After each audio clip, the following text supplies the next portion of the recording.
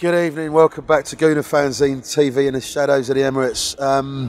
After Arsenal's disappointing 2-1 home defeat by Brighton and Hove Albion, we've got Dan, who's come straight from, I was going to say, not Emery's press conference, from Freddie Lundberg's press conference. Certainly feels like it. Yeah, absolutely. What was Freddie like to start with, Dan? Well, it was quite defiant, to be fair. I mean, I don't think the problem in the situation at the moment is really his fault. Yeah, he's inherited a position where, you know, the problems go from top to bottom basically, and he's got a squad who literally don't have any confidence. So I don't know what is expected of it from a manager with no experience. I feel sorry for him more than anything. Obviously, the fans want results instantly, and that's to be expected. You know, every Arsenal fan wants to see them win, but you can't expect them to just turn it around immediately. So I feel just really sorry for him at the moment. Yeah, absolutely. What was he talking about the performance? What did he say about the performance then? Well, he said, you know, it wasn't good enough, basically. He said, you know, we gave Brighton basically the whole of the first half, and you can't allow any team in the Premier League to do that, to just dominate a whole half. And he's completely right. You know, he said they went in at the break, and he just told them, you know, you've got to press forward more, and you've got to try and be more dominant. And he said, you know, they did that for 20 minutes, and he thought, you know, this is exactly what I want to see from my side. And he was right. There was a 20-minute spell where they were brilliant. They were. Pepe was superb when he came on, but they just faded again. But yeah, he said, you know, we can't go on like that. We can't perform like that because we're not going to win games, basically. And he's right. So what else was he saying about performance then? What other questions was he asking? Well, he was obviously asked about, you know, the transitional side of things. He pointed that out on Sunday, and he said, you know, it just wasn't good enough again. Basically, the defending wasn't good enough. Can't really say anything more than that. He's right. It's just so weak and so poor. So Well, in terms of obviously the managerial situation at the moment, what was he asked about that? Well, he gave quite a short answer. He was asked, you know, do Arsenal need to make an appointment sooner rather than later? And he said, you know, I love this club, and I've agreed to help out, but it's not up to me. So we'll see what happens. Okay. You know, you can't really expect him to expand anymore on that. I imagine he's a bit in the dark about what's going to happen as well. Yeah. You know, it's just such a difficult situation for him. Yeah. Well, what did he look like when he's saying it? What was his sort of body language and his sort of demeanour?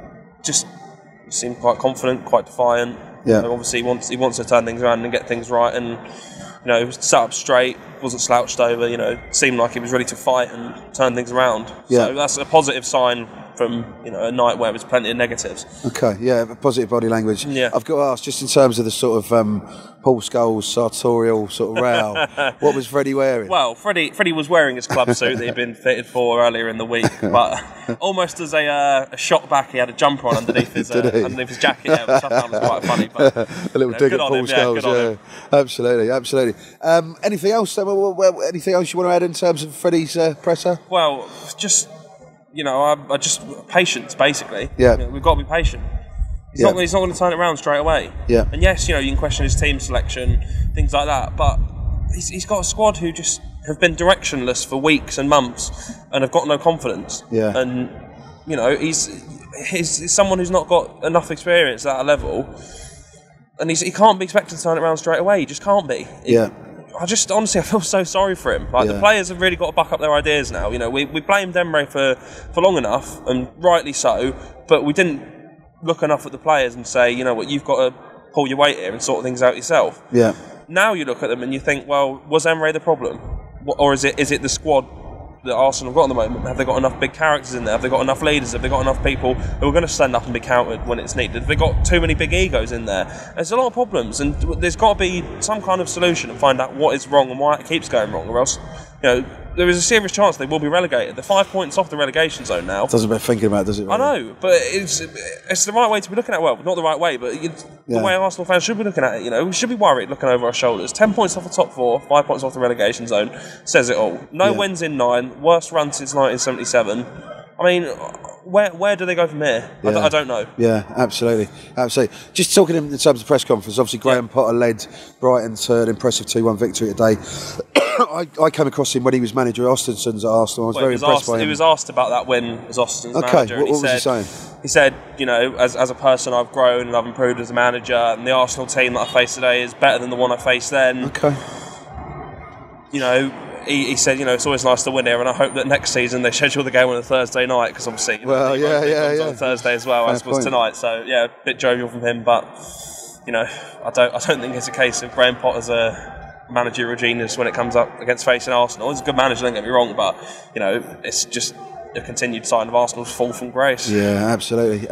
Was he asked about Freddie? I noticed one of your tweets. He was. He asked about does he feel sorry for Freddie Ljungberg, and he said Freddie's a great football man. He knows this club well. He's a legend at this club, and it's obviously a difficult situation for him, and he does feel sorry for him because he's got so many problems to try and deal with. So yeah. And just in terms of Aubameyang, was there any clarification as to why Aubameyang came off the pitch late on? I don't know if you picked it up at all. Freddie Ljungberg was asked about this, and he was asked, did he go for a toilet break? Is there any concern over injury? And he said, I don't know what happened. I'll have to ask him, basically. Was he changing his Fire Stick on Amazon Prime or something? I don't know what happened. But yeah. And one more thing, I was just looking at your tweets again. There was an issue. Exactly. There was an issue with selfie sticks, apparently. Well, I mean, as you'll know, there's a seat right on the end of the press box that is usually reserved for the Islington Gazette. Yeah. And obviously there's a walkway for the fans right down next to it. And people turn up a bit late, whatever, it's expected with London travel. But there were fans who were walking down and taking selfies, and they were being asked to move by a steward who was saying, people can't see, stop taking selfies, stop blocking the aisle. It's a health and safety hazard if you block an aisle at a football ground, basically. Yeah. And people just stand there not moving. I mean, if you're asked to move by a steward, you move. Yeah. It's the end of story, basically. If you're asked, you do it. Yeah. So it was a bit ridiculous amongst many things that happened this evening that were ridiculous. So absolutely. Yeah, just caps a very disappointing night at the Arsenal. Yeah. Brilliant. Okay, thank you so much for your time, Dan. That's the view from the press box outside the Emirates after another really disappointing result. With Freddie Ljungberg in charge, we'll go to West Ham on Monday. We'll be there, and we'll be. Do we have to be? We'll be talking about it after. But obviously, we've got our reaction in the shadows of the Emirates, and we've got player ratings to come from Dan as well. So like, comment, share. We really want to know what you think as well. We're trying to be positive about Freddie because we love him. Basically, we love him because he's got red hair. We love him because he's got no hair. We love him because he's Arsenal through and through. What else can we say? Thanks for watching. Very, very disappointing night, but come on the Arsenal.